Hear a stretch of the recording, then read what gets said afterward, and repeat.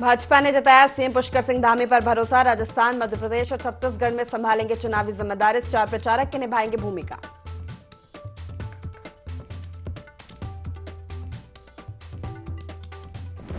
उपराष्ट्रपति जगदीप धनखड़ ने किए केदारनाथ और बद्रीनाथ धाम के दर्शन। परिवार के साथ की पूजा अर्चना। राज्यपाल भी रहे मौजूद। चारधाम यात्रा में श्रद्धालुओं का टूटा रिकॉर्ड। गंगोत्री यमुनोत्री में 16 लाख से ज्यादा श्रद्धालु कर चुके हैं दर्शन। चारों धामों में भक्तों की संख्या पहुंची 50 लाख के पार। उत्तराखंड में इस साल नहीं हो पाएंगे निकाय चुनाव। शासन ने राज्य निर्वाचन आयोग को भेजी परिसीमन रिपोर्ट। आयोग फरवरी तक तैयार करेगा वोटर लिस्ट।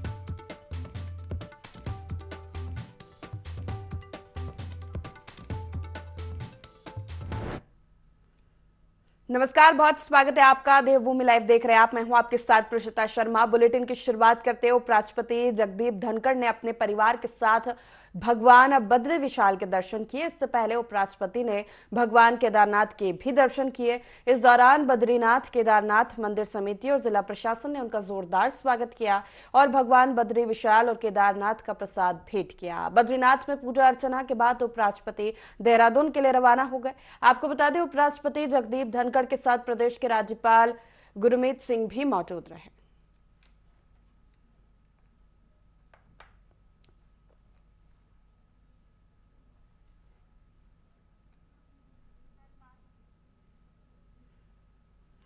उत्तराखंड के मुख्यमंत्री पुष्कर सिंह धामी अपनी कार्यशैली को लेकर अक्सर चर्चाओं में बने रहते हैं और उनके द्वारा लिए गए निर्णय भी लोगों के बीच उनकी अलग पहचान बना चुके हैं।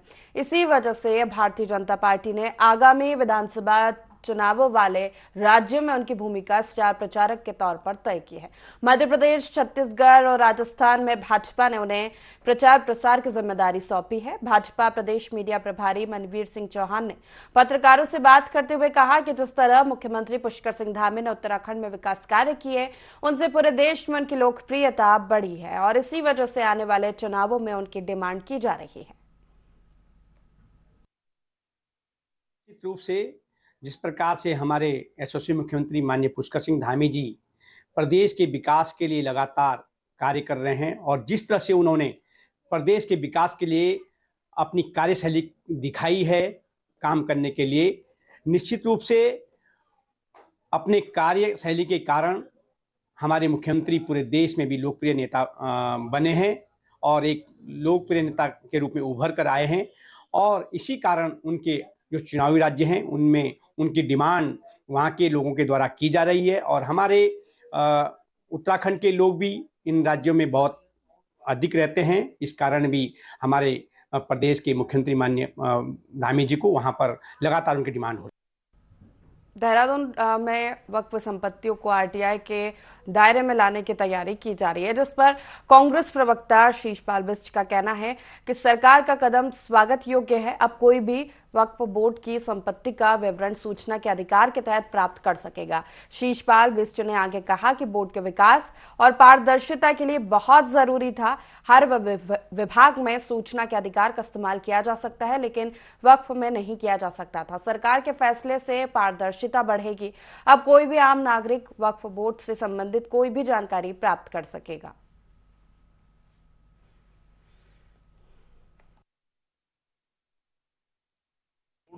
राज्य सरकार के अधीन आता है और इसकी जो संपत्तियां हैं निश्चित तौर पर सरकार के अधीन है। वहाँ अभी तक जो है सूचना एक्ट लागू नहीं था और अब जो है सूचना के निर्देश के बाद ये आसान हो जाएगा कि वहाँ पर जो लोग सूचना अधिकारी हैं उनकी नियमित नियुक्ति होगी और जो तमाम संपत्तियां हैं या वक्फ बोर्ड से संबंधित अन्य विवरण हैं, कोई भी सूचना के अधिकार के तहत जो है प्राप्त कर।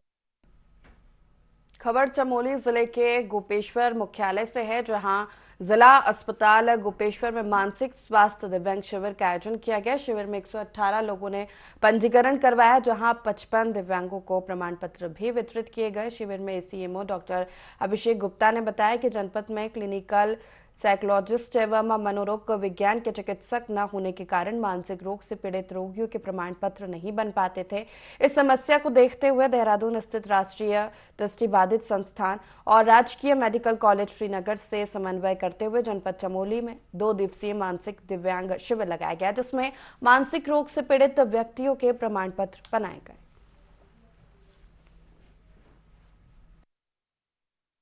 चमोली में स्वास्थ्य विभाग की ओर से मानसिक दिव्यांग शिविर का आयोजन किया गया है। एक दिव्यांग शिविर जो है 25 तारीख SDH कर्णप्रयाग में हो चुका है, जहां पे 50 मानसिक दिव्यांग जो है प्रमाण पत्र जो है रोगियों के बनाए गए। और आज भी जो है जिला चिकित्सालय में शिविर मानसिक दिव्यांग शिविर गतिमान है, जिसमें जो है रोगियों के जो है परीक्षण कर उनका जो है दिव्यांग प्रमाण पत्र बनाया जाएगा। इस हेतु हमने जो है श्रीनगर मेडिकल कॉलेज से समन्वय कर जो है वहाँ से एक साइकेट्रिस्ट की उपलब्धता करवाई है। वहाँ से जो है साइकोलॉजिस्ट की टीम जो है बुलाई है। इन दोनों संवर्गों द्वारा जो है दिव्यांगजनों का जो है परीक्षण कर इनको जो है दिव्यांग प्रमाण पत्र जो है बांटे जाएंगे।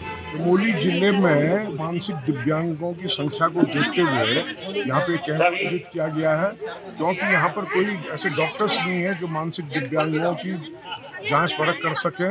तो हमारे राज्य विधिक सेवा प्राधिकरण ने निर्देश दिए कि यहाँ पर चमोली जिले में डॉक्टर्स की टीम बुला करके यहाँ पे लोगों को सुविधा प्रदान की जाए, जिससे उनका इलाज हो सके, उनके दिव्यांग सर्टिफिकेट बन सके।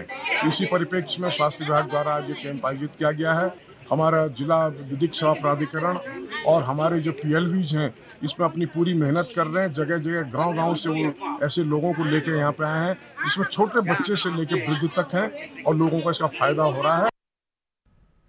नियुक्ति की मांग को लेकर योग प्रशिक्षित बेरोजगार महासंघ के बैनर तले प्रशिक्षित शिक्षकों ने सचिवालय कूच किया, जहां पुलिस ने प्रदर्शनकारियों को सचिवालय से पहले ही बैरिकेडिंग कर रोक दिया। इससे नाराज लोग योग शिक्षकों ने सरकार और बाबा रामदेव के खिलाफ जमकर नारेबाजी की और अपना आक्रोश व्यक्त किया। बेरोजगार महासंघ के प्रदेश महासचिव कुमार मंगलम सिंहवाल का कहना है कि 31 दिसंबर को मंत्रिमंडल की बैठक में लिए गए निर्णय के अनुसार प्रदेश में 119 राजकीय महाविद्यालय और प्रत्येक जिलों में एक राज्य इंटर कॉलेज में योग प्रशिक्षित की नियुक्ति का शासनादेश जारी किया गया था, लेकिन अब इस दिशा में कोई कार्रवाई नहीं हुई है। उन्होंने चेतावनी देते हुए कहा कि अगर सरकार ने योग शिक्षकों को जल्द नियुक्ति नहीं दी तो उन्हें अपने आंदोलन को और तेज करने के लिए मजबूर होना पड़ेगा।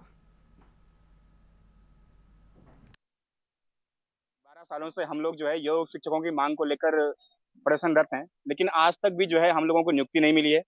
2 साल पहले माननीय मुख्यमंत्री जी ने अपनी कैबिनेट में कहा था कि 119 पदों पर महाविद्यालय में और 13 इंटर कॉलेज में, जो कि प्रत्येक 13 जिलों में हैं, उसमें जो है योग शिक्षकों को नियुक्ति जाएगी। लेकिन 2 साल बीत चुके हैं, लेकिन हमें आज तक नियुक्ति नहीं मिली है। इससे पहले अक्टूबर में हम लोगों ने दिल्ली के जंतर मंतर पर पैदल मार्च किया था, ठीक है, उससे भी कोई ज्यादा रिस्पॉन्स हमें मिला नहीं है। इस वजह से हमें आज दोबारा से जो है यहाँ पे आना पड़ रहा है। इतनी मेहनत से जो है 5 साल की डिग्री करने के बावजूद हम लोग जो है योग शिक्षक बनते हैं, लेकिन आज जो है पूरे स्कूल्स में हो चाहे किसी भी जगह पे हो, योग शिक्षकों के लिए कोई जॉब नहीं है। तो हम लोग इसी के लिए जो है आज हम अपनी लड़ाई लड़ रहे हैं। चारधाम यात्रा इस सीजन के अंतिम चरण में है। इस बार गंगोत्री और यमुनोत्री में अभी तक 16,85,000 लोग दर्शन कर चुके हैं, जो कि पिछले साल की तुलना से 25% ज्यादा है।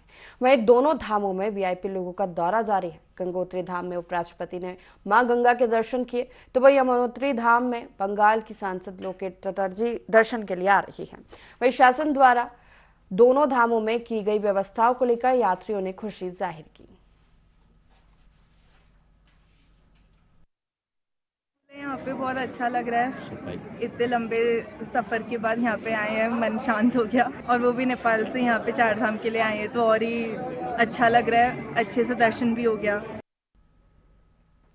रुड़की के मछली बाजार में बंदा रोड पर स्थानीय लोगों ने अतिक्रमण किया हुआ है, जिसे लेकर क्षेत्र के अन्य लोगों ने भारी आक्रोश जताया। लोगों का कहना है कि नगर निगम रुड़की की भूमि पर अतिक्रमण करने से आने जाने वाले रास्ता बाधित हो गया है। इस मामले को लेकर लोगों ने नगर निगम के अधिकारियों से अतिक्रमण हटाए जाने की मांग भी की है। वहीं नगर निगम के MNA का कहना है कि समय समय पर शहर में किए गए अतिक्रमण पर कार्रवाई की जाती है है। इस मामले में भी जांच के बाद कार्रवाई की जाएगी। हाँ, ये अवैध कब्जा है बिल्कुल। उन्होंने गरीब आदमी को तो उजाड़ दिया, इनको बेचारों यहाँ कुछ भी नहीं कर रहे भाई। अगर काम होना चाहिए तो चार तरफ एक साथ होना चाहिए काम। हाँ, ये अतिक्रमण है भाई। अगर चलने में हमें सुविधा मिलेगी तो हमें तो अच्छा है। भाई अतिक्रमण हट के सड़क बन जाए तो। के निर्देश पे अतिक्रमण हटाने की कार्रवाई नगर निगम रुड़की के द्वारा लगातार की जा रही है और हमने स्थायी और अस्थायी दोनों तरह के अतिक्रमण हम हटा रहे हैं। पटरियों पे लोगों ने अस्थायी रूप से अतिक्रमण हटाया है, लगा रखा है, उसको हटाया गया है। तो नगर निगम रुड़की क्षेत्र में जिसने भी अतिक्रमण कर रखा है किसी को बख्शा नहीं जाएगा, उनके खिलाफ कार्रवाई की जाएगी। नैनबाग के ग्राम जयद्वार मल्ला में ध्यानियों ने भद्राज देवता को चांदी का ढोल भेंट किया। बता दें, भद्राज देवता की डोली मंदिर परिसर से बाहर 2 दिन के लिए दर्शन को आई है। यमुना नदी में स्नान के बाद जयद्वार मल्ला पहुंची। वहीं गांव के ध्यानियों ने अपने कुल देव भद्राज देवता को चांदी का ढोल भेंट कर सुख समृद्धि की कामना की। वहीं मंदिर समिति और गांव के रहनियों ने समस्त ध्यानियों का फूलों से भव्य स्वागत किया। देवडोली पंचायत आंगन में आने के बाद समस्त ग्रामवासी ने देवडोली से आशीर्वाद लिया और सामूहिक रासों और आंधी गीत के साथ रात्रि जागरण हुआ।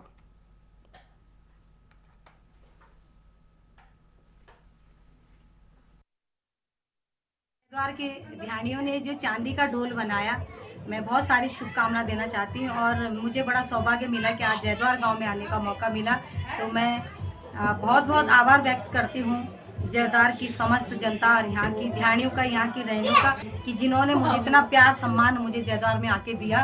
और मुझे लगता है कि एक इतिहास रचा है जयद्वार की ध्यानियों ने, कि जिन्होंने इतना भव्य डोल अपने इष्ट देवता दूधाधारी भद्राज को दिया। और मैं ये कहना चाहती हूँ जितने भी हमारे भक्तगण हैं, आप भी आएँ और त्याड़ा की भद्राज को आप जरूर दर्शन करें।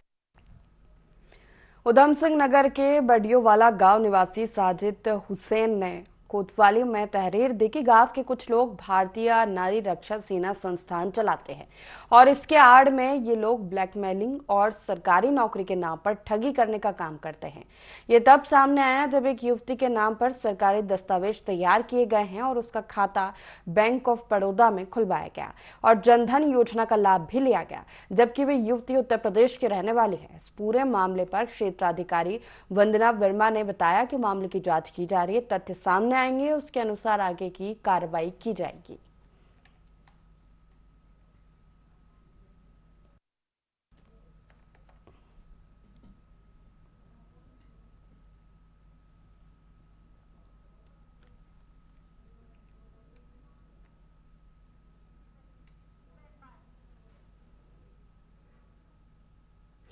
हल्द्वानी से चंपावत चलने वाली 32 सीटर केएमयू की बस में चालक परिचालक ने 80 सवारियां ठूस ठूस कर भर दी। इस ओवरलोड बस को लोहाघाट के वीर कालू सिंह चौराहे पर टैक्सी चालकों ने पकड़ लिया और पुलिस को सूचना दी, जिसके बाद पुलिस बस को थाने ले आई, जिस पर काफी देर तक सवारियों ने लोहाघाट थाने में हंगामा किया। लोहाघाट थाने के एसआई हरीश प्रसाद ने सवारियों को समझा बुझाकर दूसरे वाहनों के जरिए चंपावत भेजा और ओवरलोड वाहनों में यात्रा न करने की सलाह दी। एसआई हरीश प्रसाद ने बताया कि वाहन चालक ब्रिजमोहन के डीएल निस्तारीकरण की कार्रवाई की गई है और ओवरलोडिंग पर चालान काटा गया है।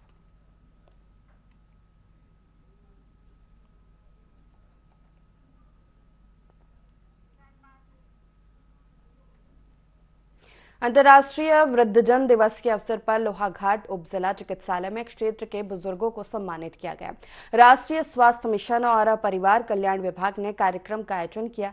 चिकित्सा अधीक्षक डॉक्टर सोनाली मंडल ने बताया कि इस अवसर पर क्षेत्र के बुजुर्गों को सम्मानित कर उनका स्वास्थ्य परीक्षण किया गया।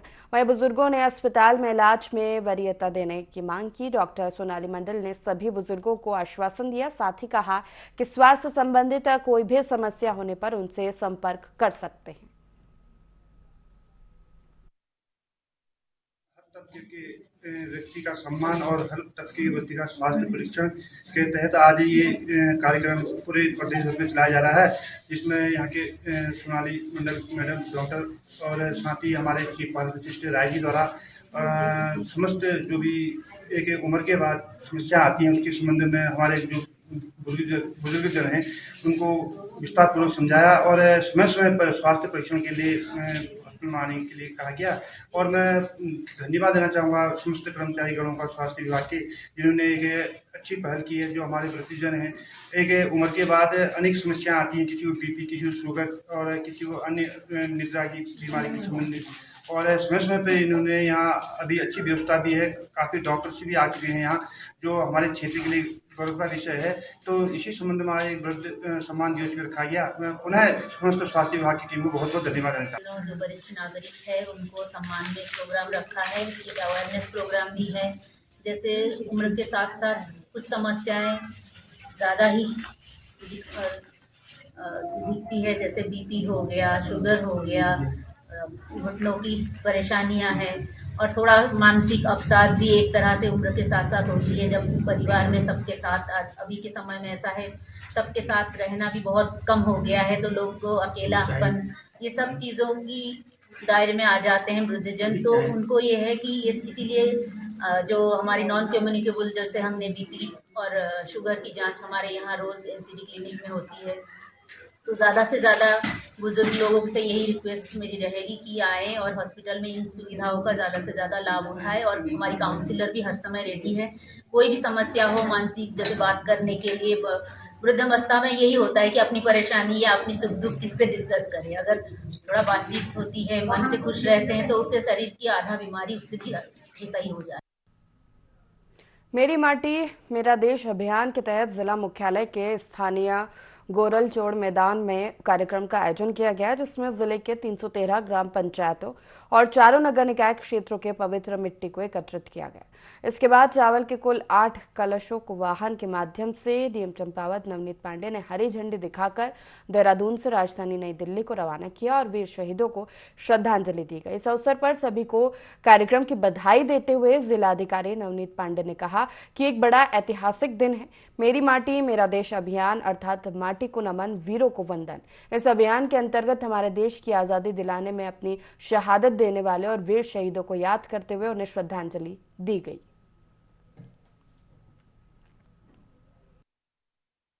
कार्यक्रम के उपलक्ष्य में आज जनपद की समस्त 313 ग्राम सभाओं से आज हमने मिट्टी और चावल जो है वहाँ इकट्ठा किया था।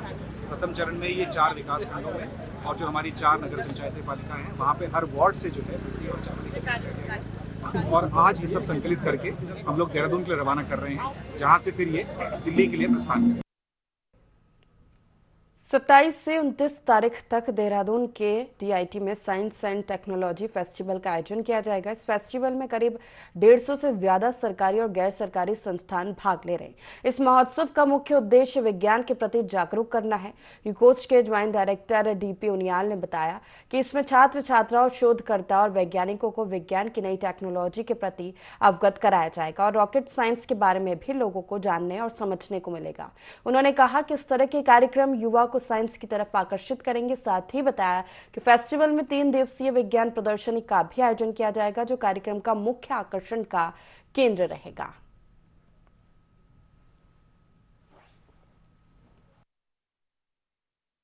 फेस्टिवल है, इसका मुख्य उद्देश्य है कि विज्ञान लोकव्यापीकरण करना, साइंटिफिक टेम्पर क्रिएट करना और स्टूडेंट्स जो हैं, यंग स्टूडेंट्स हैं, चाहे वो स्कूल स्टूडेंट्स हैं, रिसर्चर हैं, साइंटिस्ट हैं, उनको जो नए कटिंग एज टेक्नोलॉजी है उसके बारे में अवगत कराना, स्टूडेंट्स को मॉडल के माध्यम से जो विज्ञान या प्रौद्योगिकी है उसके बारे में समझाना।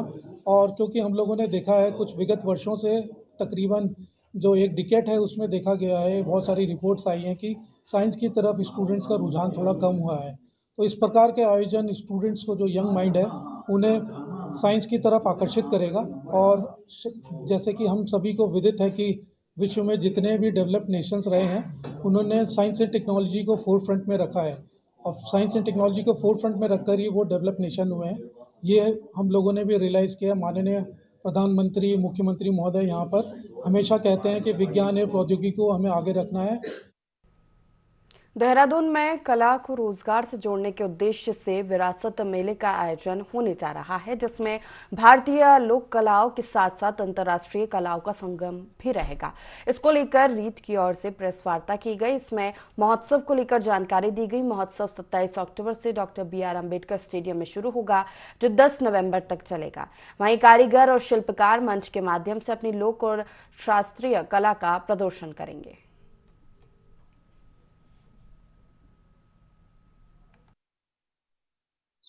नेशनल इसमें भी इसको डालें, ताकि और लोग कर रहे हैं कि जहाँ जैसे रशा का ग्रुप आ रहा है तो रशा में भी निकले, ये साउथ अफ्रीका में आ रहा है, तो इससे क्या होगा, उत्तराखंड की ब्रांडिंग हो रही है ना, देहरादून की उत्तराखंड की ब्रांडिंग हो रही है रशा।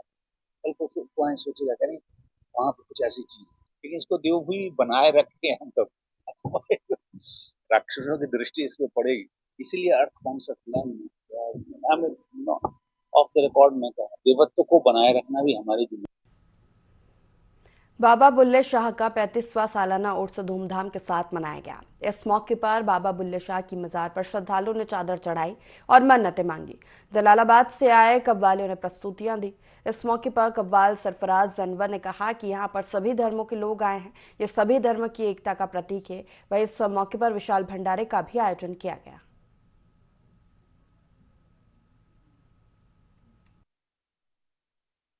आज हमें बड़ी खुशी महसूस हुई। मसूरी उत्तराखंड में हज़रत बुल्ले शाह बाबा रहमतुल्लाह अलैह के दरबार में आकर बहुत खुशी हुई। हम देख रहे हैं कि यहाँ पर जहाँ मुसलमान लोग अक़ीदत व मोहब्बत के साथ आए हुए हैं, वहीं पर हमारे हिंदू भाई भी कंधे से कंधा लगाए बैठे हुए हैं और इन दरबारों में मोहब्बत प्रेम का पैगाम जारी व सारी है। हिंदू मुस्लिम एकता का प्रतीक ये स्थान, यहाँ पर अनेक धर्मों के लोग आते हैं और ईश्वर यानी खुदा उनकी नेक दिली तमन्ना जायज़ मुरादें पूरी फरमाता है। आज बाबा बुल्ले शाह का 35वां उर्स बाबा बुल्ले शाह की मज़ार पे, जो कि बालासर मसूरी में वहाँ पे मनाया जा रहा है, बहुत ही हर्षोल्लास से मनाया जा रहा है। सभी धर्म के लोग बहुत ही उत्साह से आज इस उत्साह में आए, इस उर्स में आए। हर साल आते हैं और सिर्फ मसूरी से ही नहीं, पंजाब से, दिल्ली से, हरियाणा तक के लोग आज यहाँ आते हैं। भंडारे का आयोजन किया गया समिति द्वारा और अन्य कई परिवारजन कव्वाली का आयोजन किया जा रहा है और हम उम्मीद करते हैं कि बाबा का आशीर्वाद हम सब पर, मसूरी वासियों पर, पूरे देशवासियों पर, विश्ववासियों पर बना रहे और अमन शांति बरकरार रहे। हरिद्वार में पुलिस ने हिंदुओं के खिलाफ आपत्तिजनक टिप्पणी करने वालों पर कानूनी कार्रवाई की है। बीती रात हर की पौड़ी का एक वीडियो वायरल हुआ था, जिसमें एक व्यक्ति ने धर्म विशेष पर आपत्तिजनक टिप्पणी की, जिसका वीडियो वायरल होने के बाद नगर कोतवाली पुलिस ने हर की पैड़ी पर भीख मांगने वाले एक व्यक्ति को गिरफ्तार किया। पुलिस ने इस मामले में जांच कर रही है। पुलिस इस मामले में वीडियो बनाने वालों की तलाश कर रही है।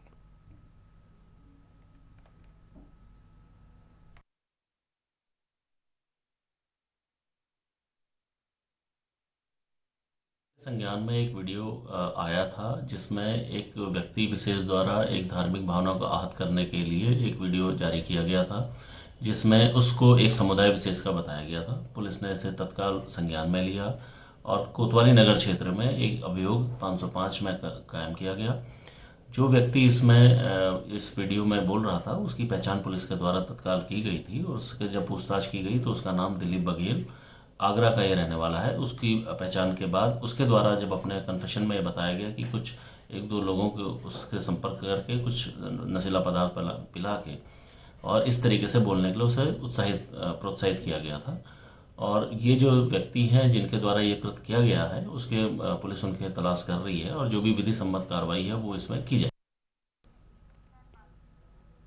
इसी के साथ फिलहाल देवभूमि लाइव में इतना ही। लगातार खबरों के लिए देखते रहिए IND24। नमस्कार।